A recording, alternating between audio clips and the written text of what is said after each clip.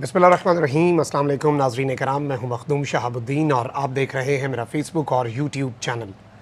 उम्मीद करता हूं आप सब लोग बखैर व आफ़ियत होंगे और जहां भी होंगे अपने अहले खाना समेत खुश भी होंगे और महफूज भी।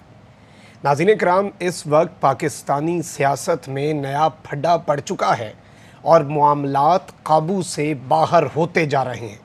एक जानिब तो अंदर खाते लंदन और इस्लामाबाद में जो दूरियां हैं, जो मसाइल हैं, वो खुलकर सामने आते जा रहे हैं और नवाज़ शरीफ की वापसी भी रुक चुकी है। इस हवाले से शहबाज और नवाज़ में क्या कुछ चल रहा है और मुस्लिम लीग नवाज़ के अंदर क्या भौचाल आया पड़ा है और मरियम नवाज़ किस तरह से नून लीग को अंदर ही अंदर दीमक की तरह खाए जा रही हैं, इस हवाले से डिटेल्स तो आपके सामने रखनी है। जबकि अवाम ने लोटों से हिसाब लेना शुरू कर दिया हुआ है। हल्के में पहुंचने पर क्या कुछ हो रहा है और उनके साथ क्या मामलात किए जा रहे हैं, ये पॉलिटिकल पोलराइजेशन इस कदर बढ़ चुकी है कि अब भी अगर इक़दामात ना किए गए तो फिर समझ नहीं लगेगी कि करना क्या है। जबकि ज़रदारी ने एक ख़तरनाक खेल का आगाज़ कर दिया है और मुक़्तदर हल्के, पाकिस्तान के जो ताकतवर हल्के हैं, उन पर दबाव बढ़ाना शुरू कर दिया गया है।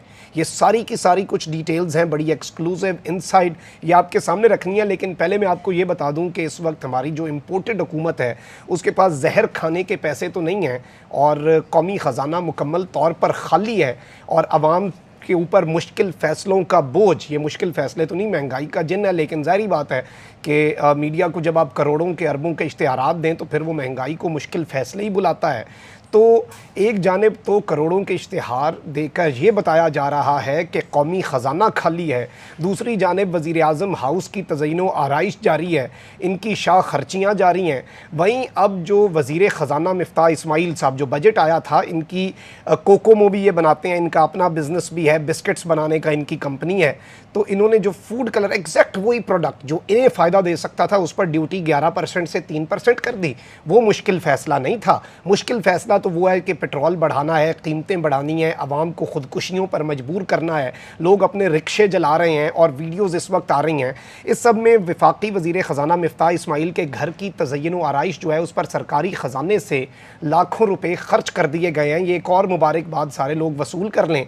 और तकरीबन 48 लाख रुपए सरकारी ख़जाने से मिफ्ताह इस्माइल साहब ने अपने घर की तज़य्युन आराइश के लिए ख़र्च कर दी हैं।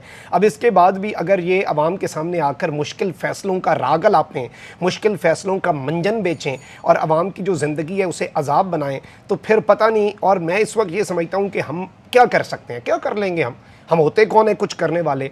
ये कौम तो बस यही कर सकती है कि पेट्रोल की कीमत बढ़ जाए तो 12 बजे से पहले पेट्रोल पंप पर लाइन लगा दें और एक आखिरी टैंकी पुराने रेट पर हम फुल करवा लें। इससे ज़्यादा हम और क्या कर सकते हैं। ये वही मिसाल है, मैं बार बार ये मिसाल देता हूँ कि एक बादशाह एक पुल पार करने के लिए शर्त लगा देता है कि हर आदमी को 50 जूते पड़ेंगे तब वो पुल पार करेगा। लोग अचानक एहतजाज करते हैं इस बात पर कि बादशाह सलामत, आपका इकबाल बुलंद हो, लेकिन यहाँ पर जो लोग हैं जूते मारने वाले वो कम हैं और हमें देर हो जाती है, तो आप जूते मारने वालों की तादाद बढ़ा दें तो हम पर बहुत बड़ा एहसान होगा। तो ये वही वाला मामला इस वक्त हमने किया हुआ है। जबकि इस पूरी की पूरी सूरत हाल के अंदर जो लोटे हैं उनका जो हशर नशर हो रहा है और जहाँ पर भी वो जाते हैं ये किसी से ढका छुपा नहीं। एक सबसे बड़ा खैबर पख्तूनख्वा का लोटा नूर आलम खान, उसके साथ उसके गाँव में जो कुछ हुआ, फिर मैरियट होटल में एक बुज़ुर्ग के ऊपर वो तशद्दुद करने लग पड़ा जबकि उन्हें लोटा का, और ये लोटे ही हैं और क्या है, इसके अलावा ये क्या है। जबकि राजा रियाज साहब जो हैं, ऑल्दो उन्होंने एक दफ़ा कहा था कि बड़ी दिलचस्प बात की, उनके बेटे की जब शादी हुई जो कि पहले से पक्की हो चुकी थी, खान साहब ने कहा था कि इन लोटों से कोई रिश्ता भी नहीं करेगा।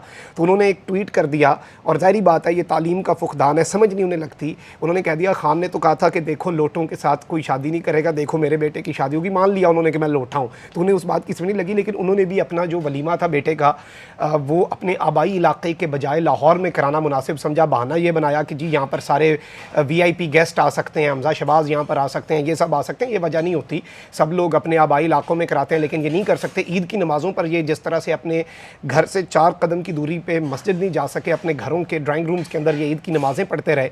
अब ज़ाहिर बात है बिकने वाला बिक गया है तो उसे मुआशरा वाहिद एक ऐसा एलिमेंट है जो निशान इबरत बना सकता है। मुक़्तदर हल्के खामोश हैं, इदारे खामोश हैं, लेकिन अवाम का जो मुक़्तदर हल्का है वो अगर एक्शन ले, वो अगर चीज़ों को अपने हाथ में ले तो बहुत कुछ हो सकता है।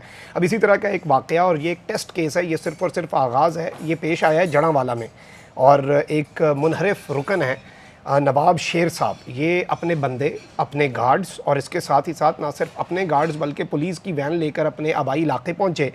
जिस गांव में ये जनाब पहुँचे तो वहाँ पर नौजवान इकट्ठे हुए, नौजवान निकल आए, उन्होंने एहतजाज किया, इन पर अंडे और टमाटर फेंके। ज़ाहिर बात है लोटों का यही असर होता है और अवाम का जो वोट है जब सौदा करते हैं आप उसका और उस वोट के ख़िलाफ़ जाते हैं तो फिर अवाम का ये रद्द अमल तो देखना पड़ता है। फिर मुंतज़मीन और गार्ड्स जिन्होंने बुलाया हुआ था, ज़ाहिर बात है वो इन नौजवानों के मद्दे मुकाबिल आए, उनके साथ इनका तसादुम हुआ और यहाँ पर फिर पुलिस ने कुछ जो नौजवान थे जो एहतजाज कर रहे थे इन साहब के ख़िलाफ़, उन्हें ये पुलिस थाने लेकर गए।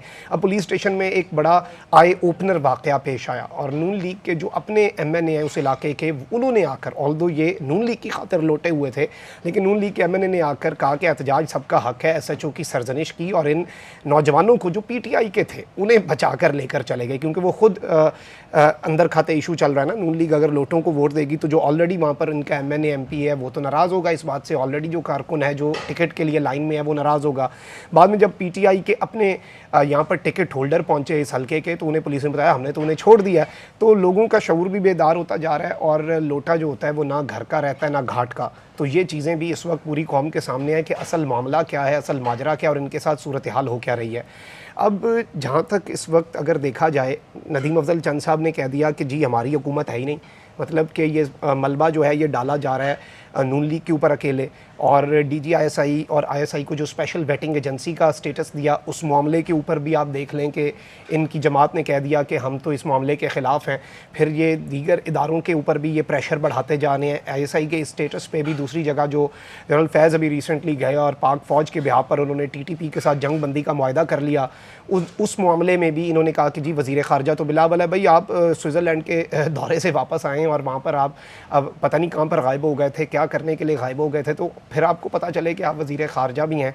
लेकिन ये सारा कुछ वो इदारों पर एक जानिब प्रेशर भी बढ़ा रहे हैं तो वहीं दूसरी तरफ जो प्रेशर है वो इस वक्त इम्पोर्टेड हुकूमत जिसका ये ख़ुद हिस्सा भी हैं लेकिन ये ख़ुद को उससे डिस्टेंस करने की एक नाकाम कोशिश करते आए हैं और किसी हद तक ये उस कोशिश में कुछ हलकों में कामयाब भी होना चाह रहे हैं। और होना एंड पर यही है कि अवाम का भुरकस इन्होंने निकाल दिया है, अवाम के लिए अजाब बढ़ा दिया हुआ है, लेकिन इन्होंने एंड पर एक दूसरे पर इल्ज़ाम लगाते रहना है। सारे इत्तेहादियों ने पीपल्स पार्टी पर, पीपल्स पार्टी ने नून लीग पर, नून लीग ने मुक़्तदर हलकों पर कि वो हमें लाए थे सफाई के लिए, खान का गंद साफ़ करने के लिए।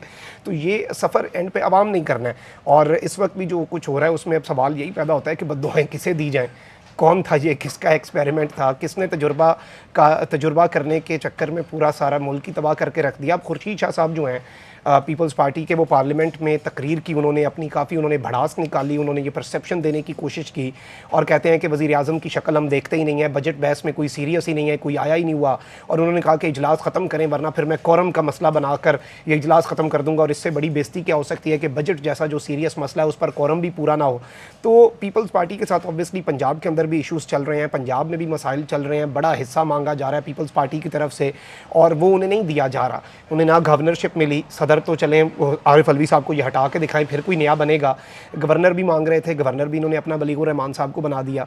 उसमें भी खबर यही है कि बलीगुर रहमान साहब को ऑर्डिनेंस अदालत लेकर जा रही है। ये कैसे हो सकता है कि वो एक ऑर्डिनेंस जारी करे और स्पीकर को रिपोर्ट ना करे, पंजाब असम्बली का अमला वो जी महकमा कानून को करे? ऐसा नहीं होता, ये मजाक बनाया हुआ है आइन और कानून के साथ।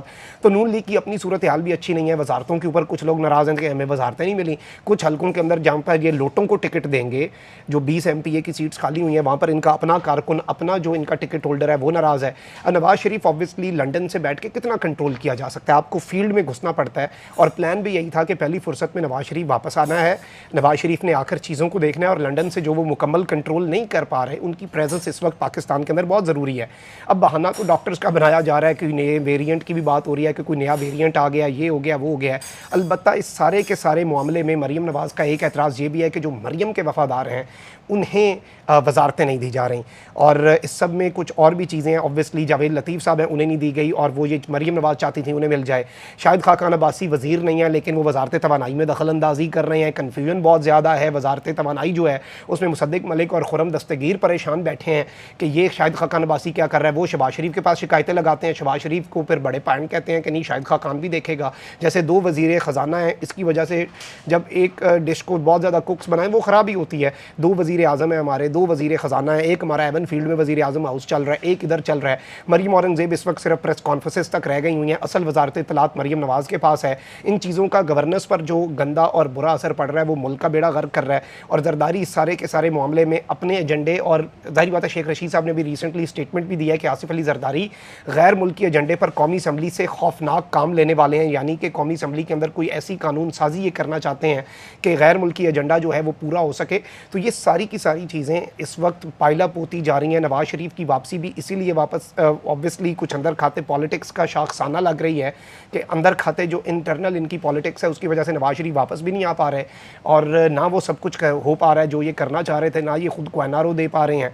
और इस सारे मामले में सिर्फ और सिर्फ मुल्क का बेड़ा गर्क हो रहा है, सियासत का बेड़ा गर्क हो रहा है। और जो मरीम नवाज़ का और नवाज़ शरीफ का कैंप है उसमें परेशानी बढ़ती जा रही है, फ्रस्ट्रेशन बढ़ती जा रही है, टाइम जो है वो बड़ी तेज़ी से हाथ से निकल रहा है और मुख्तदर हलकों के ऊपर प्रेशर जरदारी अपनी तरफ से डाल रहा है, अपनी तरफ से डाल रहे हैं। और ये जो अजीब सी खिचड़ी बनी हुई है इसमें नुकसान सिर्फ और सिर्फ गरीब का और आम शख्स का हो रहा है। कॉमेंट सेक्शन में राय का इज़हार ज़रूर करें। अपना बहुत ख्याल रखें। अल्लाह निगहबान। पाकिस्तान जिंदाबाद।